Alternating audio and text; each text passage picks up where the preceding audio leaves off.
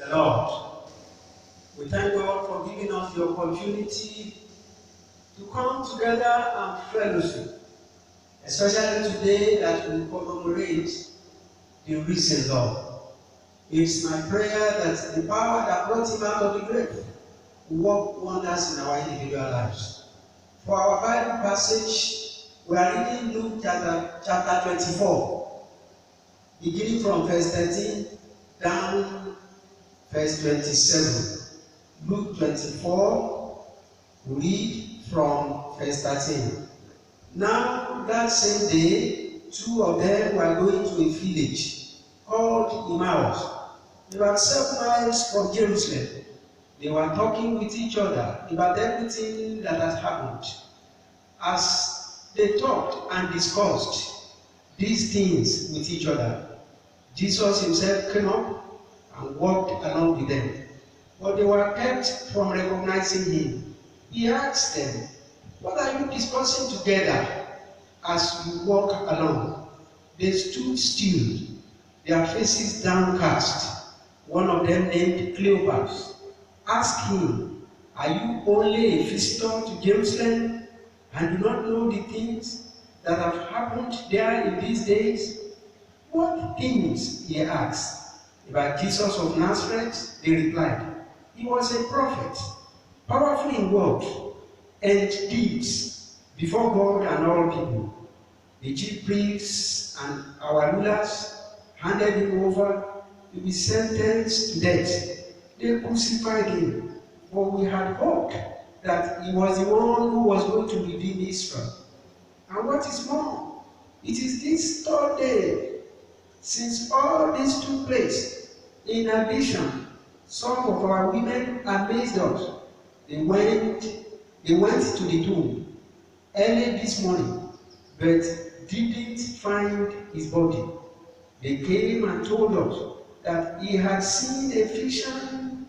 They had seen a vision of angels who said he was alive." Then some of our companions went to the tomb and found it just as the women had said, but him they did not see.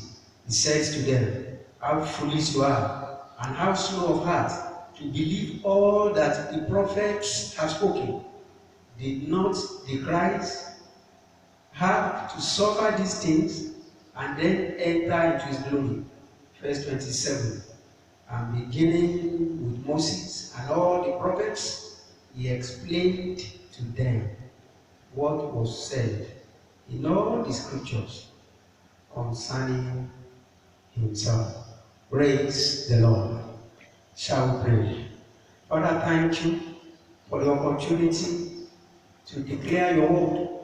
I pray that your spirit will be our teacher. Your word will be a feast unto every soul. Thank you, our God. In Jesus' mighty name we have prayed. The topic says the Easter guests. The Easter guests. Today that we commemorate the event that is the basis of our faith, that is the resurrection of our Lord Jesus Christ, we are considering this topic. Brethren, I want us to know that Jesus is not an hero of the past that died and his good memories have been remembered. It is more than that. He is a living reality even of the present. And the good news of Christianity is that we have a living God. God that died, but he is alive. And I want us to know that his being alive gives birth to our faith. His being alive gives birth to hope in us. His being alive gives power for dominion over sin, and so on and so forth. It gives us the hope of eternity with God after the end of our race here on earth. And I want us to know that no one can be a Christian who does not believe this fact. If anybody claims to be a Christian and he finds it difficult to believe the fact that the Lord Jesus rose from the grave, he is not a child of God. The Easter guest. The word guest simply means a visitor, while the word Easter means a feast. It's a Christian church festival that celebrates the return of our Lord and Savior Jesus Christ back to life after his death. That's the meaning of Easter. The first Easter ever was the day of his resurrection. And that resurrection was a game changer. It changed everything. It was the event that changed the day of worship from Saturday to Sunday. It's a game changer. It has changed the stories of many people today. It will change your own story too in the name of Jesus Christ. As we consider this topic, I want us to know that no sooner had Jesus arose from the grave, he became a guest. He became a visitor. I want us to consider about 6 points as we look at this topic. The first point is the conditions of the disciples following the death of their master. The event of the death of their master sent them into hidings. They could not believe what they saw. They could not believe it. How their master, a man with authority to heal, a man with authority to bring out of the grave, would be treated like the way he was treated. And finally, he died. They couldn't believe it. That made them to run and hide. They were hiding because of the fear of the authority that condemned their master. They could not come out. The only people that came out were the women. But as they were hiding, on Sunday, what happened to be the first Easter, the Lord had arisen according to his promise. He had already arisen according to the promise he had already given them. The second point I want us to consider is the greatest discovery and the greatest tragedy. The text begins with the greatest discovery that you find in verses 1 and 2. And the greatest discovery is the empty tomb. The women that went to the tomb met empty tomb. That was the greatest discovery in history. Because up till now, even as I'm talking, that miracle can never be repeated. It is the greatest thing ever, and it can never be repeated. We have heard stories of many great men, even founders of religion, who have died. If you go to where they have been buried, you find the remains of their body. But that of Jesus is totally different. People that have gone to Jerusalem, they come back with the story of empty tomb. The Lord is alive. He is arisen. He is not a dead God. But even though the greatest discovery had happened, we discover that the greatest tragedy followed. The greatest tragedy was the failure to believe. When the women returned to the other disciples with the story of his resurrections, their report was considered as an idle tale. They considered it as a mere thing. They didn't consider it as a truth.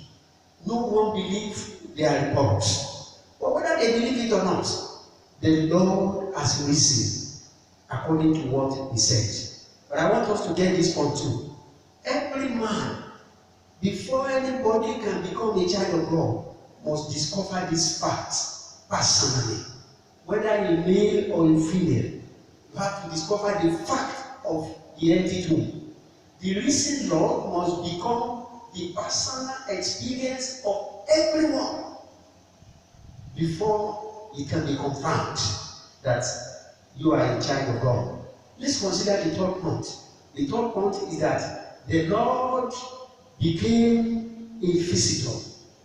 I want us to know that as soon as he came out of the grave, he became a visitor, going around his disciples. That means no matter the state of the conditions and the circumstances of his children, the Lord that rose from the grave can never abandon them. He can never abandon them.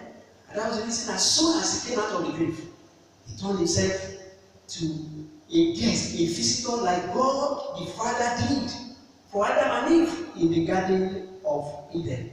God also turned himself a visitor. He came down when Adam and Eve fell in that garden. And the Bible records instances of the appearances of Jesus Christ that very day of his resurrection and some days after. The truth we need to note about this is this: the risen Lord is the visitor that the world needs. In fact, he is the visitor that we need now. He is the visitor that the world needs in every situation and in every condition. And I want to believe that it is not by accident that COVID-19, which is the global health challenge now, comes at this time when we are also celebrating Easter. It might be to remind us of the fact that we need God more than we thought. We need God more than we imagined. We often don't even know our needs. But what we need to know is that this visitor, the risen Lord, is the greatest need of the world. The world does not know our needs. And the greatest lack of anybody in life is to lack Jesus. It's not to accept Jesus into his life. So he is the visitor that the world needs in every condition. And probably that's why the celebration of his coming out of the grave, the celebration of his victory, is coming at this time when we are also celebrating Easter. The fourth point is the emotions of the disciples on Emmaus Road and the conditions of the world today. The emotion of the disciples on Emmaus Road and the condition of the world today. These two people, they left Jerusalem as if they were part of his company. They were part of the disciples of Jesus Christ. But because of what happened, they moved out of Jerusalem, probably sacking the company, going back probably to their own town. Their condition was that of hope and dreams that were dead and buried. But they are making these commands that the power that is aiming at sinking your dream will die for your sake by the power of the risen Lord in the name of Jesus Christ. Your hope will not be buried in the name of Jesus Christ. So their condition was that of regret. If you consider what they were discussing when the disciples the master joined them, their condition was that of confusion. Their condition was that of bewilderment. Let's see them. If you go to verse 14, they were talking. What were they talking? They were talking about what happened. And what happened was the death of the Lord Jesus Christ at the cross of Calvary. It is natural that when something sad happens, we keep discussing. We keep talking about it. They are not the only people that will talk. So they kept talking. It becomes the talk of the day, even for them too. But as they discuss, as if the more they discuss it, the more it appears as if there will be no explanation for what happened. The more they discuss it, it appears as if there will be no answer for their questions. There will be no solution to this challenge that was disturbing them. For us too, sometimes there are times we talk, maybe we discuss something that has happened, and the more we talk, it appears as if the solution eludes us. The more we discuss it, the more we are not able to see any sign of solution. But I pray that the risen Lord will give the solution. Amen. Whatsoever may be our challenge in Jesus' mighty name. Amen. The Bible also made it clear that their eyes were fastened. What that means was that they could not see. Although the scripture says that it was Jesus that made it in such a way that they were not able to recognize that he was the one. But there is a point to make that. Nobody sees clearly when the eyes are dimmed. Nobody sees clearly when the eyes are fastened. But I want you to know that that is what Satan enjoys. That is his desire. He doesn't want you to see. He will not want you to see what you need to see. He will not want you to know what you need to know so that you can fulfill purpose, so that you can fulfill destiny. But I want you to know there are people like that. It's like Satan has captured them. He has captured them. They are not able to see. They are engaging in a wrong thing. But no matter what you say, they are not ready to gain because they are not able to say. But I pray, may the risen Lord give sight to people like that in the name of Jesus Christ. May you give you sight to see what you need to see. May you give you, mind, understanding to know what you need to understand in the name of Jesus Christ, so that you may fulfill destiny in Jesus' mighty name. So, shall it be in the name of Jesus Christ. The conditions of the world today. We saw the conditions of the disciple, which was that of confusion, which was that of hope, dead, dreams, buried. The same is the conditions of the world today. Confusion, hopelessness, bewilderment, and so on and so forth. What the world needs today is this visitor. He is the one that the world needs. May you receive his visitation. Amen. At this time in the year in the name of Jesus Christ. Amen. May you receive his visitation that will turn your sorrow to joy. Amen. May you receive his visitation that will turn your weeping to laughter. Amen. Your mourning to celebration. Amen. In the name of Jesus Christ. The great visitor of all generations. That's the fifth point. That you will find in verse 15. Jesus is that great visitation, is the great visitor of all generations. He visited these people on the road. They were not even in the house. You can see this man, the man of God who rose from the grave. He loved his people. No matter where the challenge met them, he is ready to go and meet with them. So he met them on the way. It was later he was invited to the house. But meeting them on the way was not difficult for them, for him. So he went to join them and see what he asked them. He asked them some questions. And the question he asked is this. He asked, what are you discussing? Verses 17 and 19. He has not come to disturb them. He has not come to add to their problem, but he has come to answer their questions. He has come to answer the questions that had bothered their minds.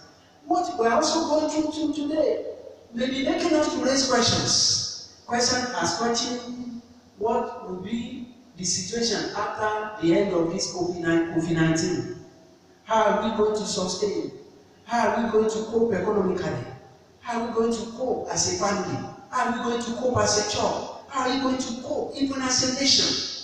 But I want you to know that the Easter visitor has answers to all these questions. The Easter visitor knows what has happened before it happened, and he knows what will happen next. It is my prayer that he will give us answer in Jesus' mighty name. Amen. He will give us answer in Jesus' mighty name. Amen. These people shared their problem with the guests. Verses 19 to 24. They narrated what happened. How Jesus died. How they thought he would be the one to deliver them, but he died. And so on and so forth. Brethren, we need also to do the same. I don't know your challenge. Let's learn to share our problem with this guest. He has come to give solutions. You see, world events sometimes may be terrible. World events may be terrible. Things that are happening around may be very bad. Things like death, things like losses of all kinds, things like misunderstanding, things like betrayal, things like injustice, joblessness, broken home, and so on and so forth. This visitor can handle them for us. Just share that burden. The other thing I want you to take note is the response of these guests to their questions. His own response to what they narrated to him. That you will find in 25 to 27. Jesus responded. He responded by blaming them. He referred to them as people that were dull and slow in their minds. He referred to them as people that were foolish. Many people are like that. They were not eager to believe. These people are not eager to believe something about what they have been taught, that Jesus will suffer and die. There are people like that too today. They are eager to believe bad news that Satan may have brought to them. They are eager to believe bad things that Satan had done to them, but they are not eager to believe what the visitor had come to do in their lives. Brethren, let's not believe in the lie of Satan. Let's believe in this guest. He has the answer to all our problems. And looking at this, the 6 points, looking at all the appearances of Jesus Christ, I can see about 6 points telling us about the significances of his appearances, not only the one we read about here. The first one, we can see that we see his testimony of the service he faithfully rendered. Brethren, he faithfully rendered the service of our salvation. He showed them his hand and his leg, meaning he faithfully rendered service. Let's also be faithful. Also, the second thing was that there was a confirmation of his messiahship. So, maybe they were doubting in verses 25 to 26. There is this confirmation that he is the Messiah, according to what he said. Also, his appearance confirms our justification. Romans chapter 4, verse 25 made us to know that he died for our sin and he rose for our justification. So, by his resurrection, it means we are justified. And Romans chapter 8, verse 1 says, there is no more condemnation for them that are in Christ. Brethren, if once you believe, you give your life to Jesus Christ, you are justified. You are justified. So Satan may come to you and say, well, you are condemned because you have believed the Lord Jesus Christ. You are justified, and you remain justified in Jesus' mighty name. Another thing is that with his appearance, we have the testimony of victory that we need to appropriate. He had won the victory for us. Let's appropriate it. And we also have the testimony of hope of eternal life. That with him, we have the promise of eternal life.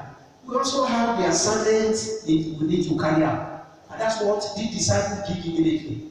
They went back to Jerusalem and they started sharing this testimony. And from all the appearances, including the one we read about, I can see 3 things about the characters of this man. I can see him as a hope restorer. Are you looking for somebody that can restore your hope? He's the one you need to trust. I can also see him as a teacher we need to listen to. These people listened to him. Their hope was restored. The third thing I saw about his character is that he doesn't leave any situation the way he met it. By the time he left, these people have rediscovered themselves. Their sorrow had disappeared. He didn't leave them the way he met them. Implications as I round it up. Brethren, let's be grounded in the knowledge of God's rules. Let's be grounded. If not, we'll be confused. There are a lot in the world that can confuse us. Unless you are grounded in the knowledge of this world, be grounded in the knowledge of the risen Lord. Also live a life of faith, a life of his resurrection, a life of his resurrection power. Galatians 2:20 tells us the life of his resurrection power. We have been crucified, but we are to live for him. We are not to live for the world. God will help you in Jesus' mighty name. The third thing I want you to consider is this. Make sure you treat every person that comes your way very well. Because you may not know. It may be Jesus that has come your way. Treat them as if it is Jesus. The fourth point is this. Share the testimony of this immortal news. Let's share it. This time around, let's go around sharing the testimony of the risen Lord. It's the testimony that the world needs. Let's be on fire for the Lord. These people were on fire. They said, see now, as he was talking with us, we were catching fire. We were feeling it. Can you feel it? Can you feel it? It is my prayer that after this celebration, the fire of the Lord will burn on the inside of you. Amen. You will be on the fire for the Lord. Amen. Than before, in Jesus' mighty name. Amen. And also make sure you appropriate the meaning of His resurrection. Make sure you appropriate that in your life. As I conclude, brethren is the visitor that we all need. He never enters a home until he is invited. These people invited him and he identified with them. And they knew more of him than they knew before. Why not invite him today? He will not come until you invite him. Until you invite him into your home, until you invite him into your family. May the Lord help us. Amen. There is this common saying, be my guest, be my guest. Why not ask him to be your guest? Let's close our eyes as we pray. Father, thank you for your word. I pray that your word will make meaning to us. The power of your resurrection will give life. Amen. It will quicken our mortal body. Amen. It will bring hope. Amen. It will bring life. Amen. In the name of Jesus Christ. Amen. The visitor that we need at this time, we invite you into our nation. Amen. We invite you into our families. Amen. We invite you into the situation that is challenging us globally now. Amen. Grant us solution. Amen. Give us answers to every challenge. Amen. Blessed be the name of the Lord. Hallelujah. For somebody in the house who is giving faith, accepting you into his life, accept him and forgive him. Amen. In Jesus' mighty name we have prayed. Amen. Praise the Lord. Hallelujah.